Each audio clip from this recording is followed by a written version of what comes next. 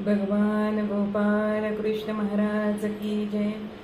मनामध्ये एक प्रश्न पडतो की आमच्या सारख्यांना भगवंताची अनुभूती काय येत नाही.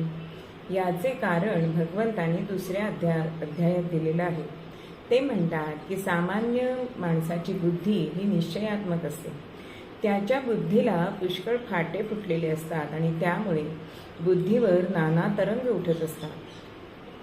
अनेक बुद्धीचे तरंग तरंग, अनेक बुद्धीचे तरंग तरंग, धरू जाता संग संग मग तो होतो पावक.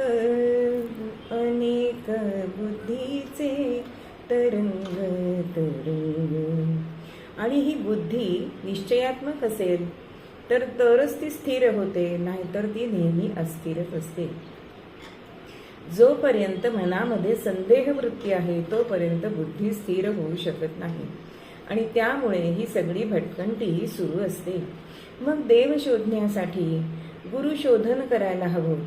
वेगवेगळ्या ग्रंथांची पारायण करावी. तीर्थस्थळांच्या दर्शनासाठी वारी सुरू होते आणि यातून वेगवेगळ्या संप्रदायांची ओळख होते. मग प्रत्येक संप्रदायातला नाम वेगळं, साधना वेगळी, वातावरण वेगळं आणि हे सर्व बघितल्यानंतर बुद्धी कुठेही स्थिर होत नाही. रामाचा जप सुरू केला तर आणखी दुसरे ठिकाणी काहीतरी सुरू करावेसे वाटते आणि मग हळूहळू प्रत्येक संप्रदायातील दोष दिसायला लागतात. मग कुठेच समाधान मिळत नाही. कर्मकांडाचे अवडंबर वाटायला लागते. ज्ञानमार्ग अवघड वाटतो, ध्यान जमत नाही. अशा अस्थिर अवस्थेमध्ये एखादा हा मार्ग, दुसरा हा मार्ग, अशी धरसोड वृत्ती सामान्य मनुष्य करत असतो. सत्संगामध्ये अनेक माणसं भेटतात. त्यांच्यातील मतमतांतर पाहिली की बुद्धी गोंधळून जाते आणि असं होऊ नये म्हणून भगवंत निश्चल बुद्धीची भलावण करतात. माणसाने एकदा कुठल्या तरी मार्गावर स्थिर व्हावे.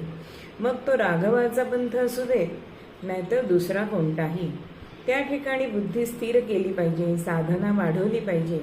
म्हणजेच सर्व देव नमस्कार केशवम प्रतिगच्छती या तत्वाप्रमाणे ईश्वराकडे जाण्याचे मार्ग वेगवेगळे असतील पण पोचण्याचं ठिकाण मात्र एकच आहे की नाही.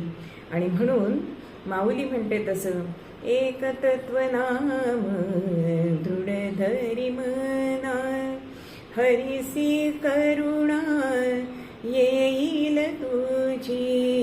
एक तत्व नाम